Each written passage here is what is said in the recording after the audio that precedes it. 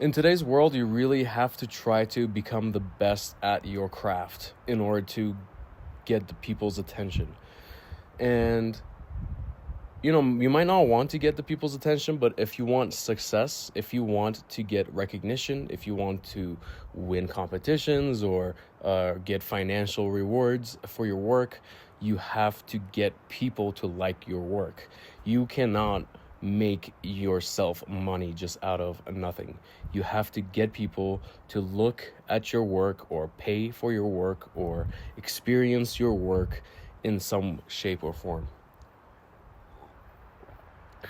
In today's world, there's so much art and so much crazy creative stuff out there that you really have to find your niche and you really have to become incredible at it.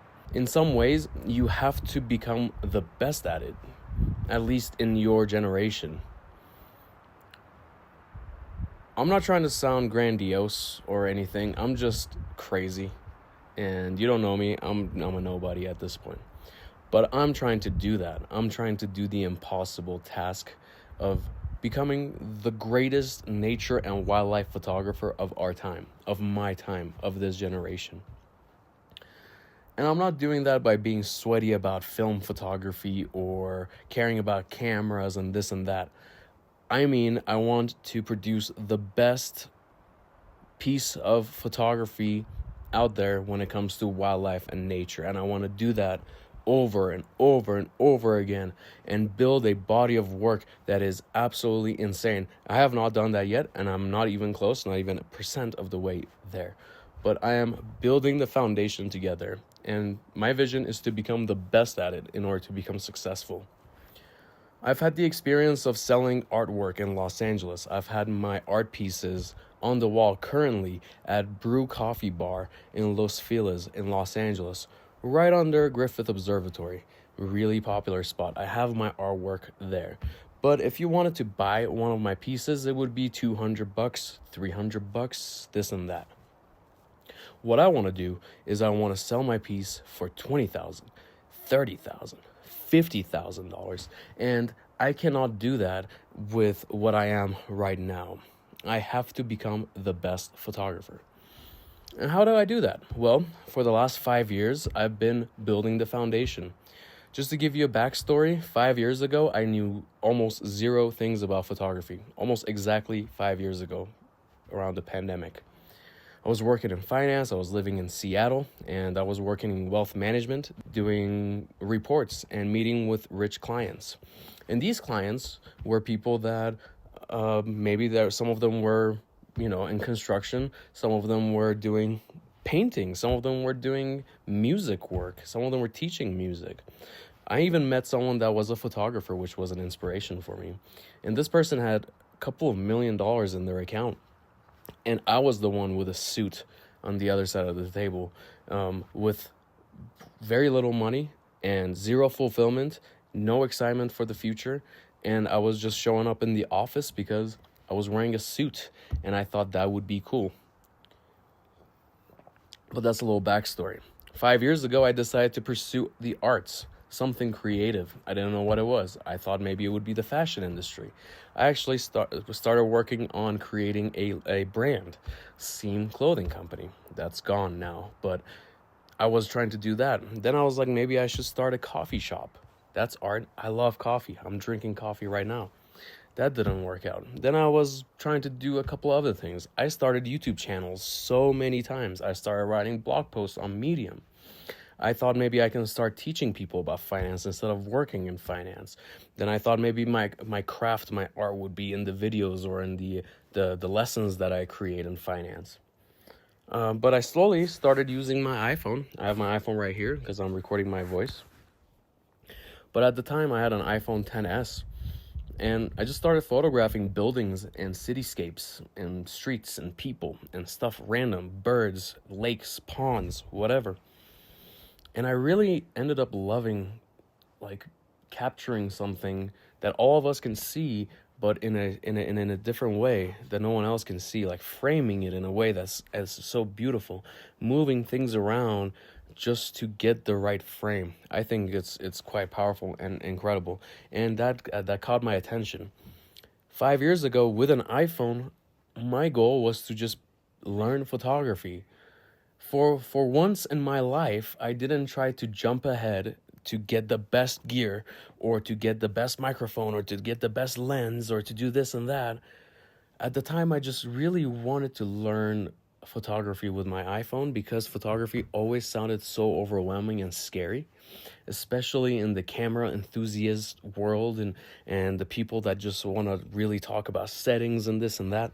Photography sounded so hard. Like, I thought I had to learn f-stops and shutter speed from day one before I started gaining like an eye or a vision for how I want to frame things, what I want to even capture, what I even want to do with photography.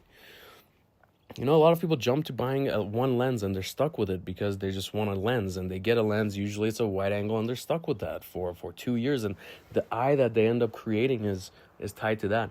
With that iPhone, I had two lenses. I had a wide angle and I had a telephoto. In my work currently, I love telephoto. Telephoto is most of the stuff that I do. And if it wasn't for the telephoto lens in the 10S, I wouldn't have been able to discover that. And if it wasn't for me just being grounded and taking just day by day, step by step, and trying to be a beginner again, and try to be nice to myself, and try to be patient with myself, and to believe in myself, and to take myself seriously, that if I do something long enough, I can get it done, and I can become really good at that, and I can actually become something, and I can actually become a photographer. And after a couple of months during the pandemic and doing this photography and stuff, I ended up really loving it, and I continued doing that. And my goal has been since that day to build the foundation of being a really good photographer, and pushing myself day in, day out, trying to capture birds and capture light and trees. Now, these days, I do wildlife and nature, but in the beginning, I thought I would get into street and architecture photography. I thought interior architecture and exterior architecture would be really fun. I still really love it, but it's not my passion, and I'm not going to do it anymore, because now I've found my passion, luckily. If it hadn't been for taking myself seriously, I wouldn't be here right now. I'm in Luna, New Mexico. Luna, New Mexico is a tiny town on the border of Arizona, New Mexico. It's high in altitude, and I'm surrounded by alpine trees. I'm literally in New Mexico. I don't know anyone in 1,000-mile radius more. Like, I don't know anyone around here. And I'm just trying to photograph birds, trees, landscapes, rocks in the way that I see them, in order to create work that I love, in order to create work that I want to look at, because I take myself seriously, because I really like my work. 99% of the hobbies and things I've started in my life, I've quit. Because I didn't take myself seriously, and because I didn't like that thing, that activity, that art, whatever, that sport, whatever it was that I've started. The career path, even finance. But because I continued believing in myself, and because I wanted to just find something fulfilling, I kept an open mind, and I kept searching. Photography would have been the last thing in all of my life that I would have ever thought I'd become. Literally, a photographer would have been literally the last thing on my list of things I would have ever become, because even as a kid, I thought it was so overwhelming, so difficult to capture a photograph that's pretty, that's nice.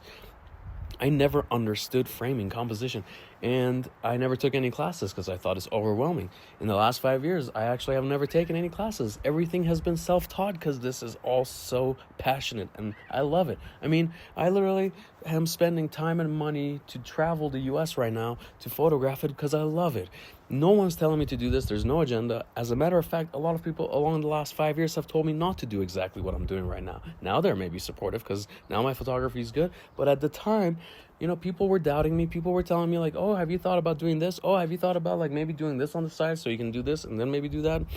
People are always trying to like not do the first thing that they want to do. They're trying to like go around and be like, I'm going to do this for 3 years to make some money, and then I'm going to do the thing I actually like to do. Why? Just believe in yourself. Just believe in what you want to do and just try it. Maybe it's not even what you want to do. A lot of the things, again, 99% of things I've started, I've quit because at the time, in the very beginning and before I started, I thought it would be the thing.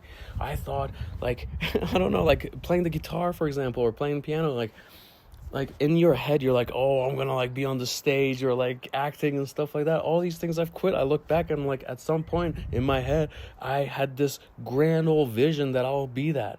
And 2 weeks later, I quit. But with photography, I never had a grand old vision. I genuinely was just like, I want to become really good at this because I really like it and it's fun and it makes my brain like give me the light bulbs, and it gives my stomach the butterflies. It gives me energy to wake up at 5, 4, 3 in the morning, whenever the fuck I need to get up to do this work. I love doing this. And if it wasn't for believing in myself and trusting myself and having the gut, and again, I haven't made it. I'm literally in a journey right now. So don't take my word for any of this. I haven't made it yet, but I think I will because I have this really clear vision of where I want to go, what I want to do, how I need to do things to get it. I just need to do it, spend time, and I've been doing that patiently, day by day, getting better. I mean, I can show you some photos that I've taken 5 years ago on my iPhone. I show you photos from 2 years ago, and I show you photos from today. Unbelievable shift, and that came from wanting to get better. I have this desire for success and wanting to get better. I feel like an athlete with photography. Like I've never felt this before in my life where I want to like be the best. Everything in my life, I've been okay with mediocrity. I've been okay with second place, third place, fifth place, 10th place. I was okay with it because I had fun doing it, and I was like, it's fine or whatever, because it wasn't for me. It was just a passing moment. Situations that I was put in by school, parents, friends, whatever.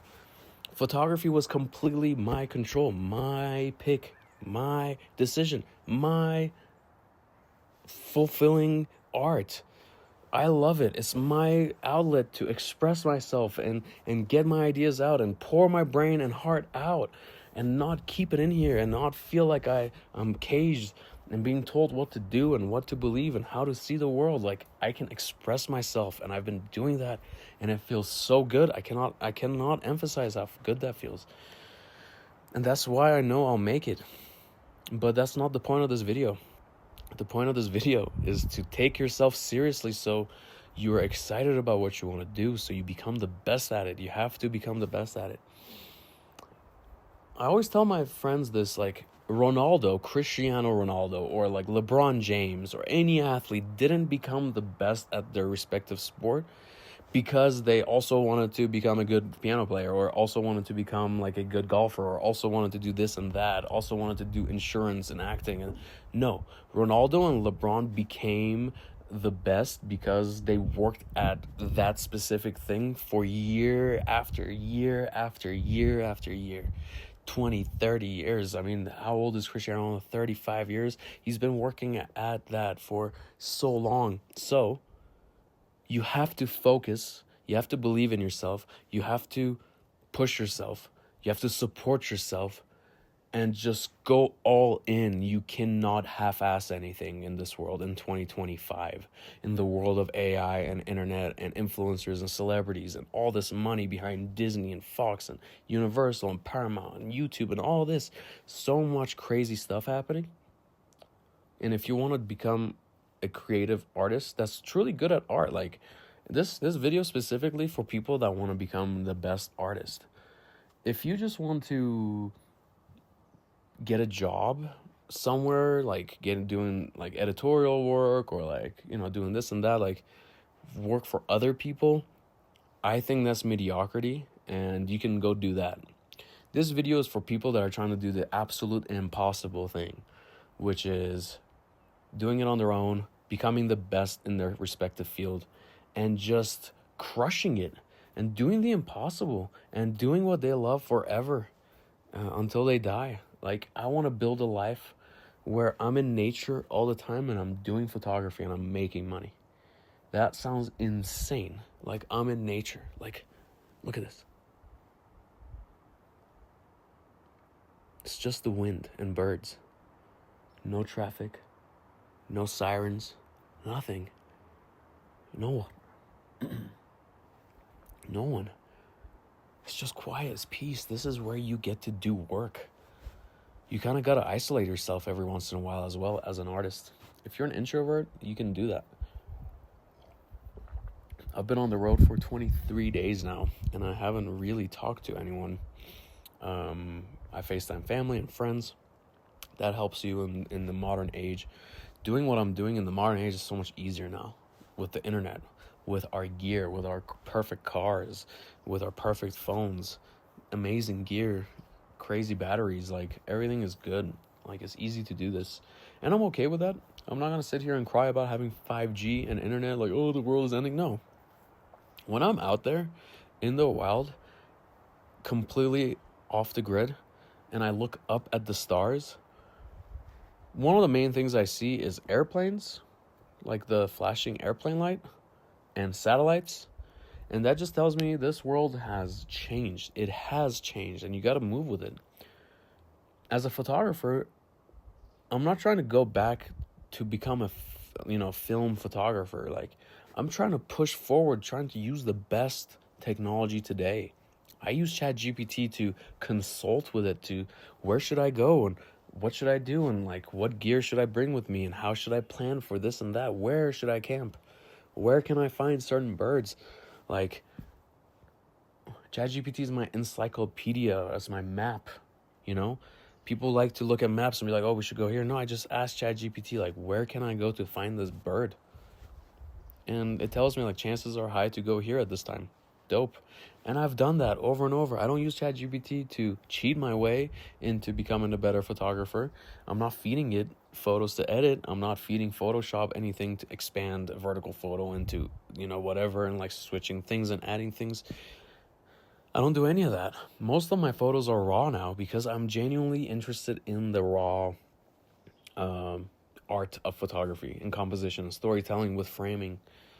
And all that can build, maybe in the future I'll get into video. I want to tell stories with video because that's a very powerful way of telling stories, making movies. And if you can hear that sound, there's a hummingbird right there.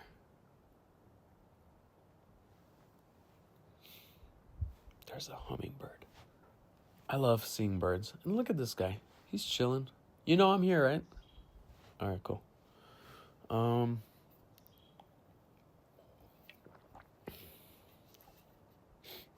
Where was I? Yeah, anyway, just believe in yourself. Push yourself. Try to become the best at what you're doing so that you can make it. And it'll take time. This is not easy. I'm not saying, oh, you can do this overnight. That's why earlier in the video, I was like, I don't understand people that are like, I'll do this for 3 years just so I can do the thing. Like, it takes so much time to become good at something. Like, it's been 5 years from the day I started to become a photographer till today. And almost every day I've been pushing myself to become a better photographer. And even now, I'm not making money. I'm still not anywhere near being a really good photographer. And I have only just recently discovered my niche.